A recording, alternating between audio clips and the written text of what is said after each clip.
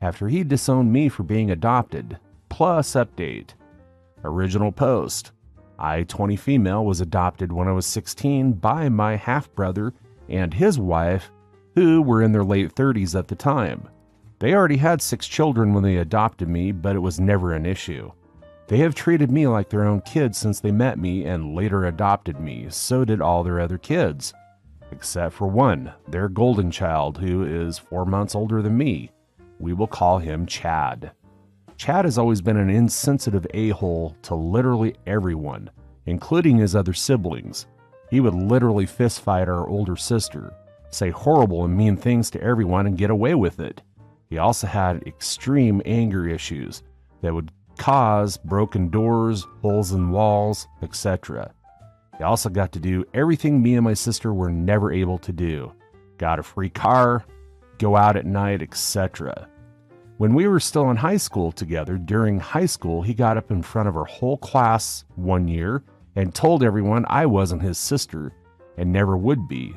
He then told me in front of his friends that I would never be a part of his family and I should just get over it and walk off. This was not a one and done thing. He would keep doing this up until he moved out and I stopped seeing and talking to him. Golden Boy once again got in the limelight of the family after he got married right after high school, moved out to his wife's family's house, and then had a baby, the first grandbaby. Since this has happened, I have stayed as far away from him as possible, only seeing him for family pictures every year because her mother asks. Recently, I decided to come forward to her mom about what he said and did, because she was upset about how I was distancing myself away from him. She basically pulled the "that is still my kid and it's my first grandbaby" card as the reason she wasn't going to be upset over it. I didn't really care, to be honest. I knew it wasn't going to change her mind on her kid anyway. Out of nowhere, I got a message begging me to come and babysit for them because you're the only one who can deal with these kinds of babies because no one will help.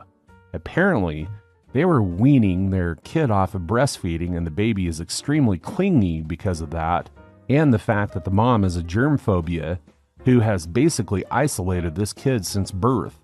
It literally has only been held by like 6 people since it's been born. They know I don't sleep for the most part because of insomnia and with ADHD, and I also am not bothered by crying. For some reason, I can sit for hours with the baby crying and it doesn't bother me. Can't tell if that's a blessing or a curse at this point. My sister is mad at me because apparently they haven't asked anyone else in the family for help but me, and everyone wants to go see this baby. Am I the a-hole for not wanting to be around or take care of the baby because its father said that I'm not part of this family? Not the a-hole. I would send them your hourly rates. You will charge for the work. When Chad tries to pull the family card, say clearly that he has always publicly announced that you are not his sister and never will be, so you are only keeping Chad's word. Sorry, Chad, I may have done this kind of favor for a close family member, but you're not even family, let alone close. Not the a-hole. OP, can you watch my toddler for a day? Or tell not the bro and the sister who wants the job that OP can't betray her sister that way and must decline the job out of loyalty. Hey, use anything they can't argue with, or we'll take the focus off of you. Not the a-hole. Now for the updates. Update 1. I want to say this, I read everyone's comments and it made me feel much better knowing my feelings on this whole situation are valid. I wanted to give an update that most of you may not like. After I posted it, I ended up talking to 2 of my friends from high school. They were actually there during the multiple occasions when Chad publicly said all that stuff. I talked with them for a little while. One of these friends actually came over almost weekly when I was still living at my parents' home, so she firsthand understands my family. We talked and we all mutually agreed, I go this once, see if we can't mend things. If not, I can tell my mom and sister I tried, and we're done and the whole thing, and if the whole negative thing with my family keeps up, I will cut them off for good. So I accepted to go babysit. I went over to Chad's house around 8 p.m. As soon as I showed up, I was greeted by Chad's wife, who was extremely happy to see me. She was tired. You could just tell she had the "I have a 1-year-old" face going on. She talked to me for a few minutes about how happy she was that I came over and how she was glad to be going out with Chad. I kind of just listened to her go on and on before she finally got to the baby. Let's call him Seth. She explained to me his night routine, feedings, etc., nothing too big.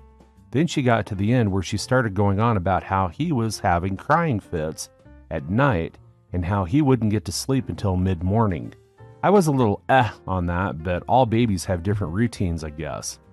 She then said that they would only be gone for about 4 hours and that they would be home around 12:31 at most.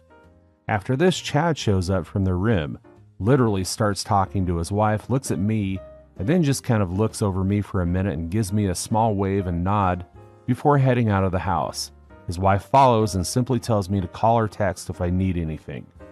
For a minute, I was just stunned, but went to work to see Seth, which was odd because it was my first time seeing him in person and not in the photos that were hung around our partner's house.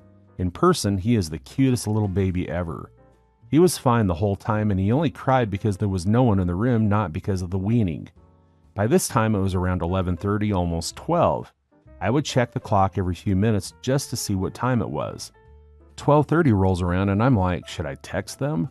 And I'm like, no, let me give them another few minutes until I need to text them. I ended up texting both of them at 1, asking where they were because they did say that they would be home by now. I got no reply from either of them. They finally show up at 3 in the morning. I'm livid at this point. Not even over having to take care of Seth for a longer period of time, but just because they never texted me back. Like, what if there was an emergency or something? They walk into the living room and I'm just like, I texted asking where y'all were and no one answered. And Chad's wife starts saying that, oh, Chad said it was fine and that it would only be for an hour more. And I was just like, you know what, it's fine, whatever. Seth is sleeping. She looks at me all weird and I rolled my eyes saying, it's not the weaning that makes him cry at night. He gets lonely, he's clingy. Just let him know you were in the room when he starts crying and he will go right back to sleep. I started to walk out with my stuff as I was right about to walk completely past Chad when I turned around and was like, so you aren't going to say anything to me? After I looked after your kid for like 7 hours now? He snorted at me and was like, no. My wife is the one who talked me into this anyway. Pissed off at this point, I said, so this wasn't, I don't know, possibly a way to be able to apologize for high school, or maybe all those other times you decided to outcast me from the family because I was under the impression that maybe you want to patch things up because of you asking me of all people to watch your kid. He sat there for a minute and just said, why should I apologize? Because literally nothing from high school has changed. Man, you really do need to just grow up and understand that me and my wife are not going to cater to you like mom and dad did because you were adopted. You're not our family and you won't ever be. At this point, I just got in my car and left. I ended up texting my mom about all of it, thinking she would get it in the morning when she woke up. No, of course she had to be awake. She apparently told Chad's wife about the conversation that we had and all that stuff Chad had said and done to me in high school. Apparently his wife felt bad because she had an adopted sister too, and felt horrible that Chad had done and said all those things. Apparently mom didn't know about Chad asking about the babysitting thing until now, and she started talking to the wife, who was now upset. Apparently she thought Chad would have changed since then and didn't think he will act the same way he did when I left. I told my mom that I'm done with him, and that if something ever happened with Seth, then I would be there, but I was done with them until that happens. The way things are going, I will most likely be cutting my whole family off because this isn't worth the stress anymore. Update 2. So it's been a hot minute since I last updated on the whole Chad situation. It's mainly due to the surprising fact that my family, my mother and sister, not bugging me as much lately. The first day or two after the interaction with Chad was a bit hectic. Both of them were blowing up my phone trying to get me to talk to them. Mostly my mom just making excuses for Chad and my sister, trying to basically just tell me to get over it. I ended up telling the both of them in text and over the phone that I was over it, and I would be cutting myself off completely from Chad and his little family. This sparked some anger, but my mother soon went quiet and later my sister. Everything seemed to be going pretty good after that for a while. That was until a week later when my sister showed up unannounced at my apartment. demanding that I take the blessing of getting to be around Chad's sheltered child when no one else seemed to be able to, basically acting like it was some huge honor that I was asked to babysit. I almost snapped. I wanted to call her a bitch and to get off my property and not come back because I was just so sick of it, but I didn't. From my doorstep, I told her that if she wanted to see the baby so bad, just go over and see it. It wasn't my issue to deal with, and I slammed the door in her face and watched her leave. It's been radio silent for a while now until earlier this week. I was scrolling on Instagram when I noticed that my oldest brother, the one that I get along super well with, and supported me about carrying Chad off, his girlfriend of 4 years and the same age as me, are now engaged, and posted pictures of the proposal. I noticed the post had been made last week, but no one had told me, not even my mother. I texted my brother's girlfriend asking her about literally everything that was happening. She was surprised because my mother had said she had told everyone in the family about the wedding. She then told me that they would be holding a family meeting at my parents' house to talk about the wedding plans. I said okay. The meeting was for today around dinner time. I showed up and walked into the house and noticed that a lot of stuff was different decoration-wise. My parents had our family photos all arranged around the living room, and a few random frames with multiple small photos in them as well. I noticed that they had replaced multiple small photos of specifically me from the frames and replaced them with now pictures of Chad and his wife and my older brother and his girlfriend.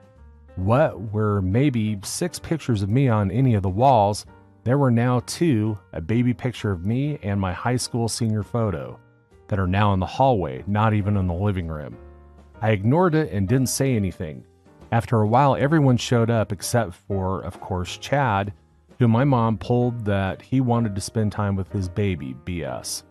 They all started talking about the people plans of the part, aka people who were going to be key parts of the wedding cast. I tried my best to listen and take in all of what my brother's girlfriend was saying. I noticed by the end of it all, my name was literally never added to any of the main plans. I wasn't mentioned at all for another in the plans. I started to question why I was there if I wasn't going to be in the main plans of the wedding. I was kind of like, why not just send me an invitation instead? I went home and texted his girlfriend asking about what had happened at the little meeting. Apparently, my mother had told her that I wouldn't want to be involved in any of the wedding stuff and that it wasn't my thing.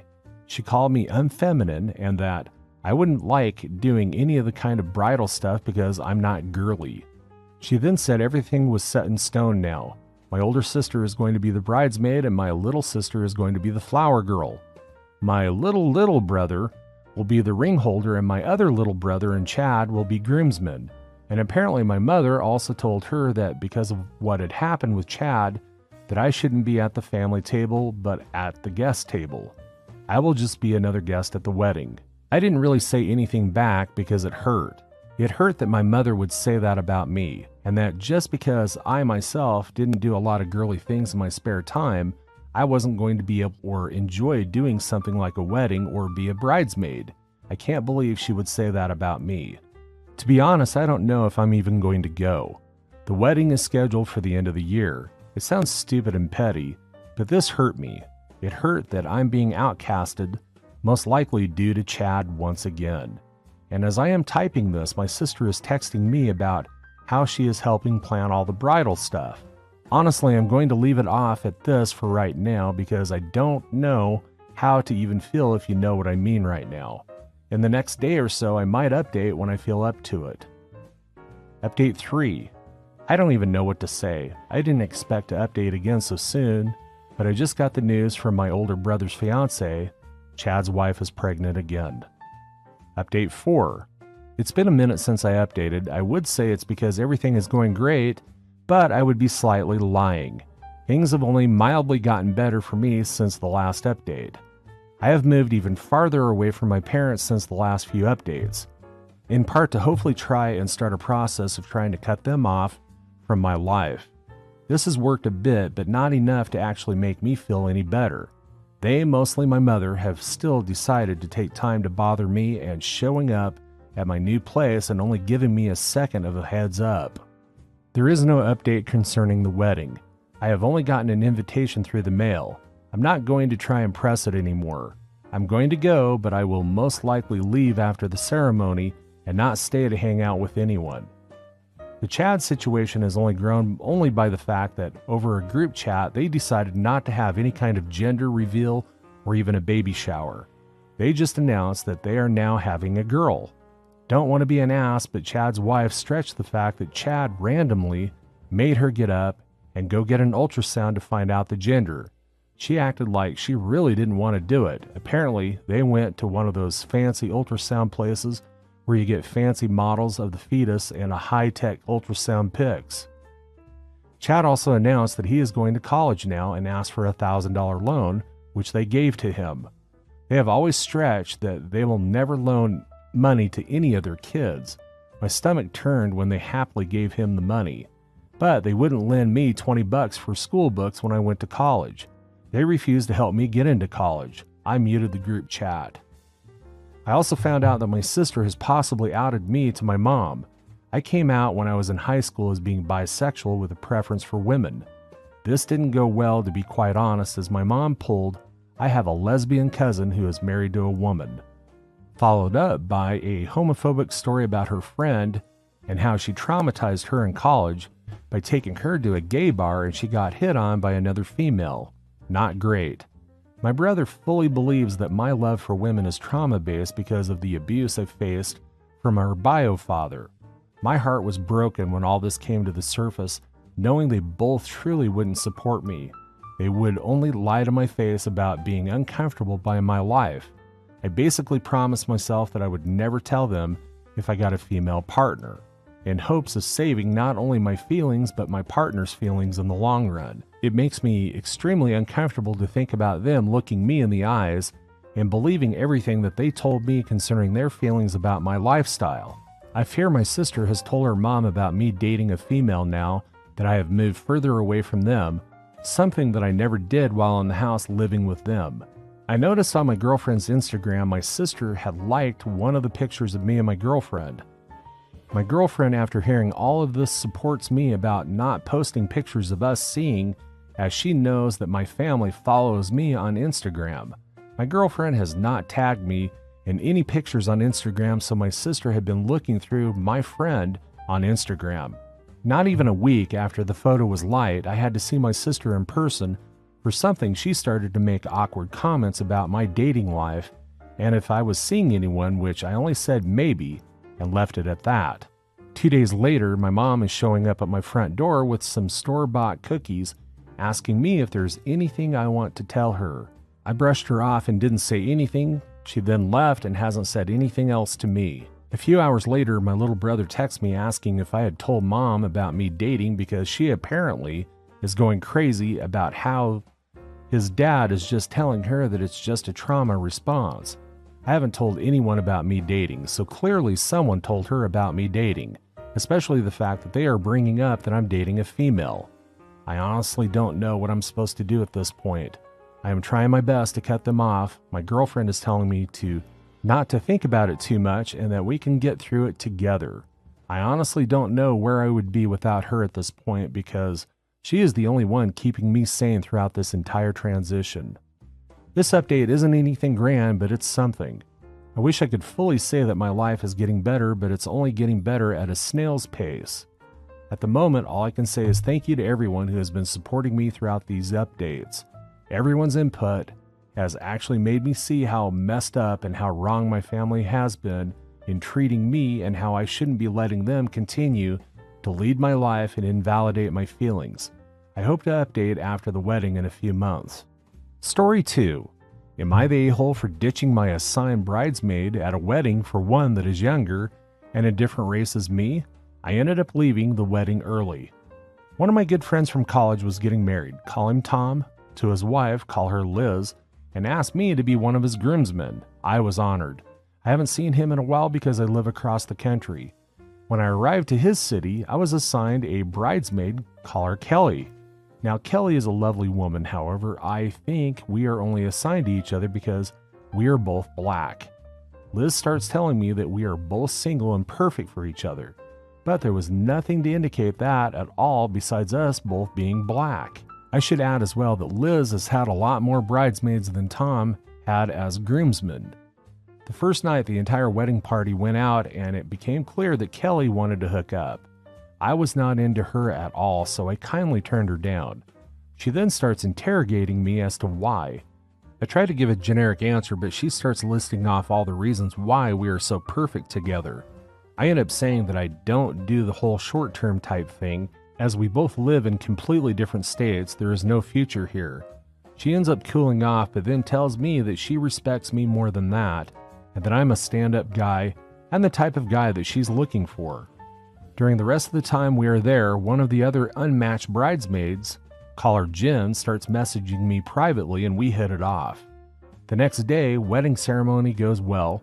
We have the reception, and me and Kelly do our entrance together and then dance together for a bit.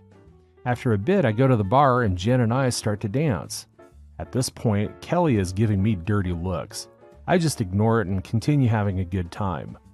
All is going well until when I'm at the bar, Kelly and Liz confront me and start saying that me dancing with Jen is inappropriate. They start saying she is too young for me and that it looks creepy. FWIW, I'm 32 and she is 24, about to turn 25. I am like, it's okay, me and Jen are just friends. Liz at this point is angry with me and starts saying that Jen is in college. She is doing her master's, and that this is her wedding and she doesn't want to see that. Then Kelly starts saying that I must have a fetish for white women. At this point, I realize that there is no logical argument I can make. I tell Kelly and Liz that I really enjoyed the wedding, but I need to go to bed early for my flight the next day. I leave and go up to my hotel. 15 minutes later, Jen leaves early. 5 minutes after Jen came up, we both get kicked out of the wedding party chat. I later find out from Tom that Kelly was crying her eyes out, and that it messed up the night for Liz as well.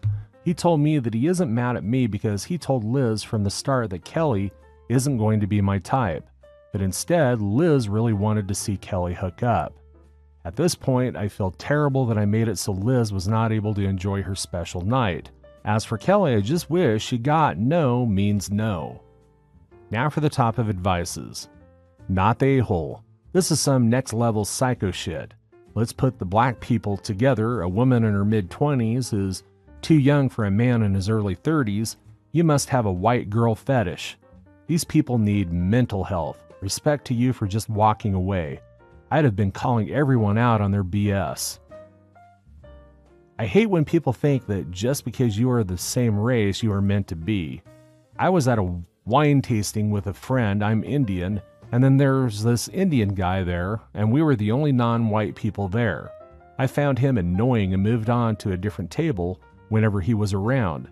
My friend, actually my ex-friend, because I realized that she was racist and homophobic, said we should get together as we seem to have a lot in common. I just said, why? Because we were both brown? She fumbled her words and just stopped talking. That's all for today. If you're enjoying this story, please like the video and share your thoughts in the comments section down below. Thank you.